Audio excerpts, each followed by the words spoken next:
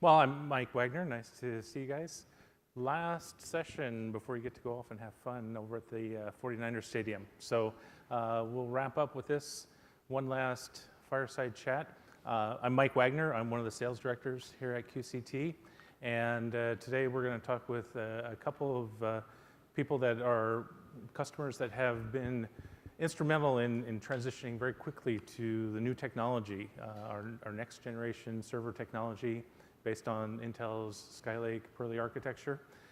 We have Rami Aljamal.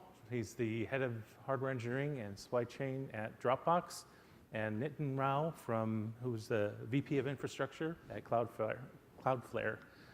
Please welcome them up.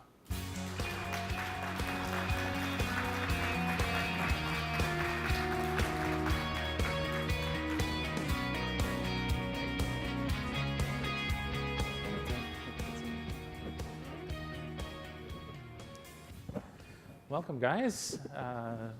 Thanks for coming. It's good to see you guys, and it's great to partner with your companies as we transition, work together with QCT, and you guys are taking advantage of our new technology.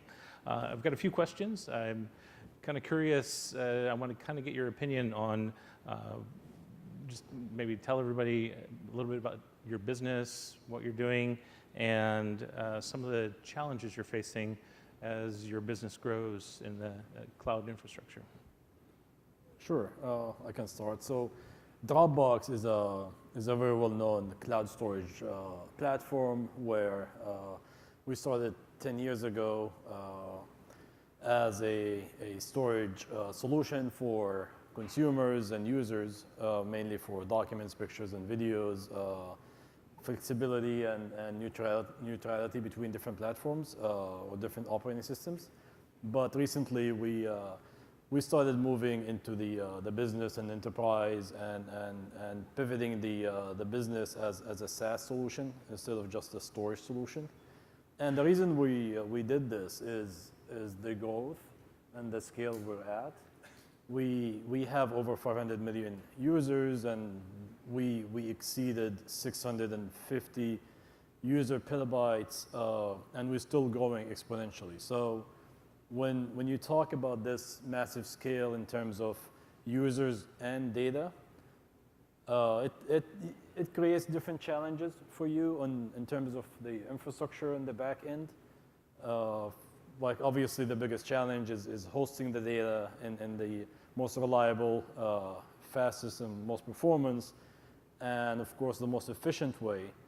And then when you have 2.5 billion API calls per day, it means your users actually are doing a lot of things with their data, and you want to enable them to do many things with their data in terms of content management or content creation, and that creates another challenge for us on the back end, on the infrastructure, and that's where like we're really excited about all these new solutions that come out in the hardware space between accelerators or processors, and we're excited about innovation that comes from Quanta and other vendors trying to solve or trying to help us solve these challenges. So we can enable the product to evolve. Obviously, we started as a storage.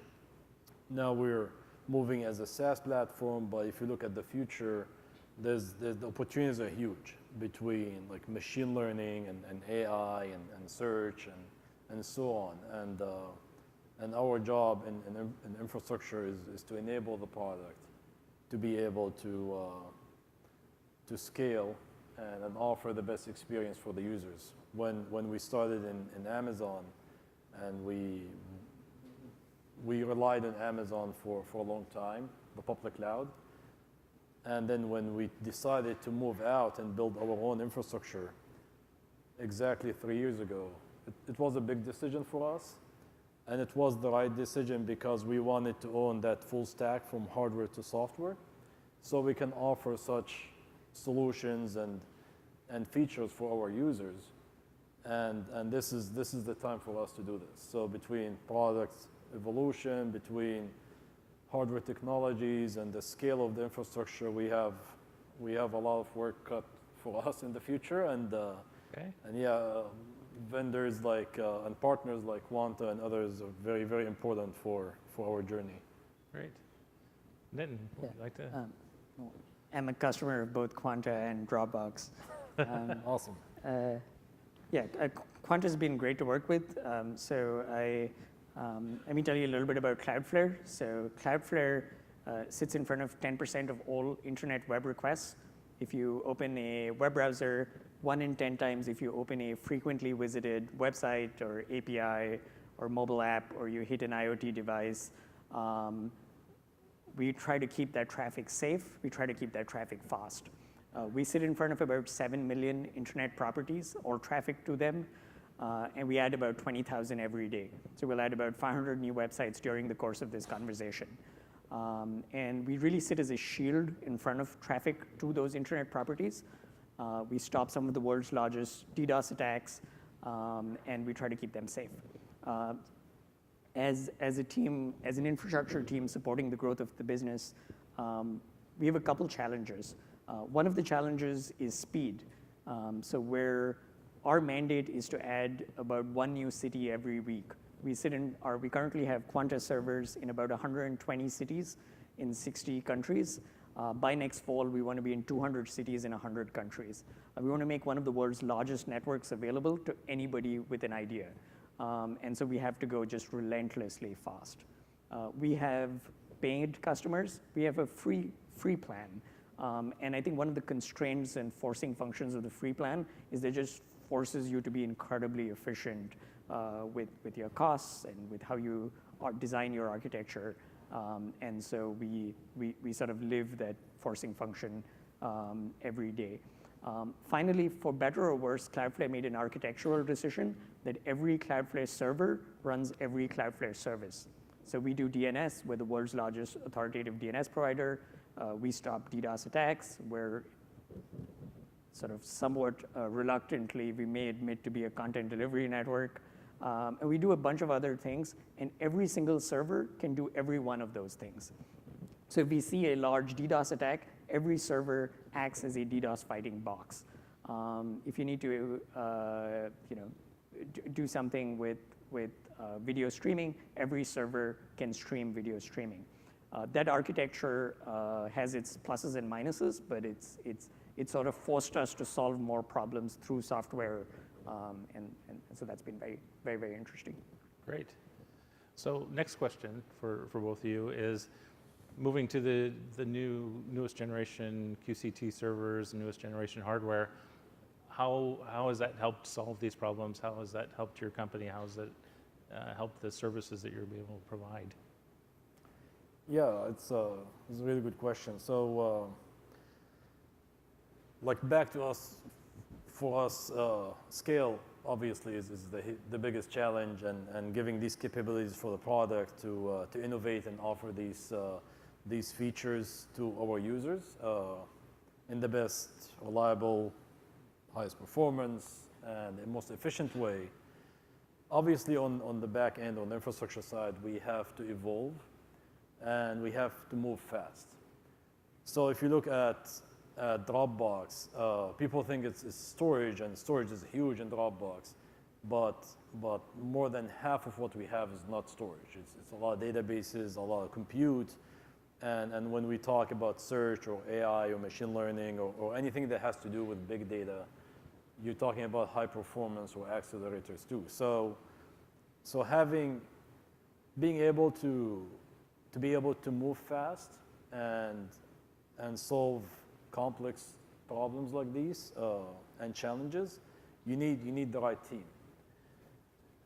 And when you think about the right team, you think about hiring like the best engineers, and this is obviously like priority number one. But what's also really important is actually having the right partner. And company like Quanta, they can be an extension to your team. So you don't have to double and triple the size of your team every year to be able to handle these problems. So giving us these flexibilities and depth in terms of trying new hardware, having new hardware solutions, being able to play with these new technologies, so we can see how we can solve these problems and challenges in our infrastructure and offer these capabilities to our product team. So it's been a great partnership. I mean, between storage, it's really all about depth and efficiency. If you move to the compute, it's again efficiency and performance. And when we look at databases, it's all about reliability and low latency and performance. And we work with Quanta and others very, very closely. And the flexibility and being able to design for our requirements and meet and even exceed our requirements is very important for us. So we can keep moving fast and catch that curve. So we enable our product and we set them up for success. Great, good to hear. Nitin, how has your experience been? Yeah, I think by and large it's been great. I'm happy to be a Quanta customer today, but I think we're especially grateful to have been a Quanta customer 5 years ago. Cloudflare has probably grown like north of 1,000x in the last 5 years, and the fact that Quanta was willing to work with us 5 years ago is something we're just deeply appreciative of. Because we weren't Facebook or Apple or a bunch of other companies which I may or may not be allowed to name.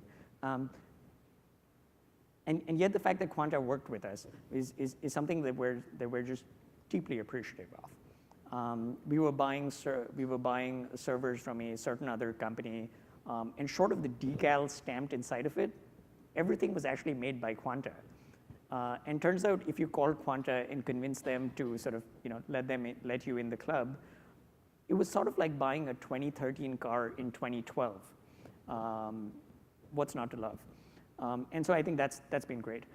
The other thing I've personally really liked about the Quanta team is that they're easy to work with. They're technical.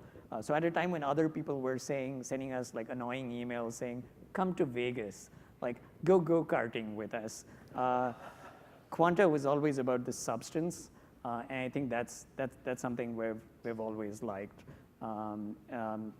We appreciate getting to it.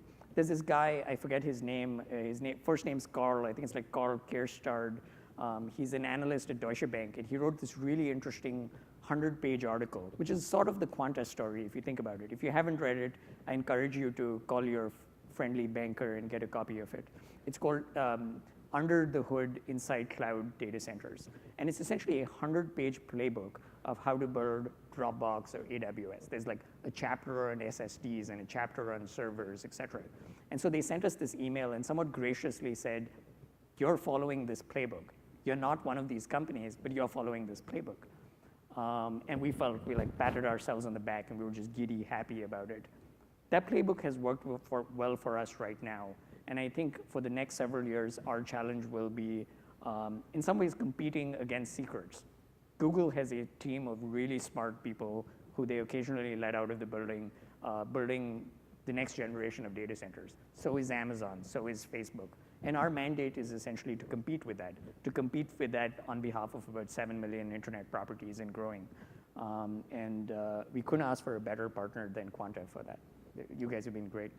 Great to hear. And we can go karting if you want. I'll go. Happy to know. Seriously. Okay. So kind of wrapping up, one final question. Can you tell us your vision of what the next generation data center looks like? There was some mention of some of the AI and specialized kind of compute. How do you guys see keeping up with the Googles and the Amazons and being able to take advantage of the new technology to stay ahead? Yeah, like for us, if we think like 5 years from now is going to be very hard. We don't know how the new technology or the product was going to look like, but the trends that we see, like obviously for storage, it's really all about depth, and maybe if you remember, like it probably took maybe 10 years to move from 1,000 megabit per second on network to the 1 gig, then took another 10 plus years to move to the 10 gig.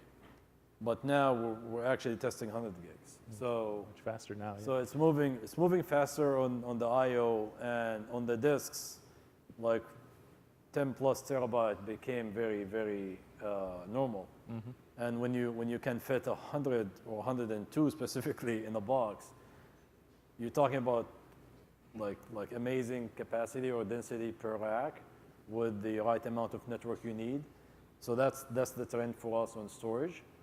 And when it comes to compute, like there's a lot of solutions on the compute or technologies that we want to test for AI. So it's not just GPUs. I mean, you can look at ARM, you can look at Intel Nirvana or Intel even x86 and others. And we want to experiment on FPGAs, and we want to experiment with all that. But what also we need to invest in terms of infrastructure, and we have been investing, it's our network. Pretty much same as like the problem that Cloudflare is solving for these many customers. We try to solve it for our customers or users, building our POP and our network. We're going to have almost 18 POPs all over the world, but we're also going to invest more than just web traffic in the POPs. So that's another trend, like with large data transfers and high speeds. We want to be closer to our users, and we want to be more dense and more efficient in the back end for storage. And for compute and databases, it's all about handling different workloads that we don't know what it looks like, but we should be ready to handle it in terms of the right processor for the workload. It's not about x86 anymore. It could be, but I think if you think 2 years from now, it's going to be a lot more interesting on the hardware side. Yeah, I can imagine the new capabilities. We can't even imagine what it'll be in the next few years yet, but yeah, you'll have to keep up. Yes. We're trying to keep up. Yeah. Hardware, all of a sudden, it became sexy again. So. Okay. Nitin, how about Cloudflare? I can't say we know what the future of the data center looks like. If you have a thesis of what it looks like, please come find me after this talk. We're hiring. We'd love to figure it out with you. We're a small team and a large network. The number of people on Cloudflare's infrastructure team could quite easily fit on this stage. And we do about 5 billion page views per employee. We think, and so the next several years should be very, very interesting. One of the things we're really excited about is edge compute. The idea that you can call Crown Central and say, I'd like to put my servers at 10,000 of your cell towers, please. The fact that you can have that conversation with Telstra or SoftBank is really, really interesting. The fact that you could take ideas that people on the Google TensorFlow team were working on, and you can make that kind of technology and that kind of infrastructure available to everybody at the edge is just really, really interesting. I think I think more and more computing will shift to the edge because more and more things like video encoding, et cetera, which traditionally had to be done at the core, can now, without it being cost prohibitive, can be done at the flexible, edge. yeah. And I think that's hugely interesting. So we're trying to figure that out. I think there's just like also, as Dropbox clearly takes advantage of as well, there's just massive economies of scale even at the core, and so we're trying to take advantage of that. And so in big cities, for example, we deploy metro networks and spread our deployments across multiple cities. And so for places where we really want the interconnection, we'll be at the place with the interconnection. Where we want as close as humanly possible to wholesale rates, we will find that place and put our growth there, and that kind of stuff. So we're figuring out what computing what sort of the next generation of data center looks like. To sort of state the obvious, security is incredibly paramount. Cloudflare will sort of do a fair amount of diligence into every single data center. But the second our hardware ships, at some level you have to assume that it's in a sort of environment that's less than safe, and you have to sort of both solve problems through software and give customers the control they need to make trade-offs. So navigating all of that, and in many ways learning from our peers, learning from the work that Quanta's customers are doing, learning from Intel, learning from Dropbox, et cetera. We're hugely excited to figure out what this is going to be like. Great, thank you. Well, I think we're out of time, and I really want to thank you guys for coming. It was very informative, your discussion, and great to learn more about your company. And if anybody has questions, we can meet afterwards and find out more information. Thanks again.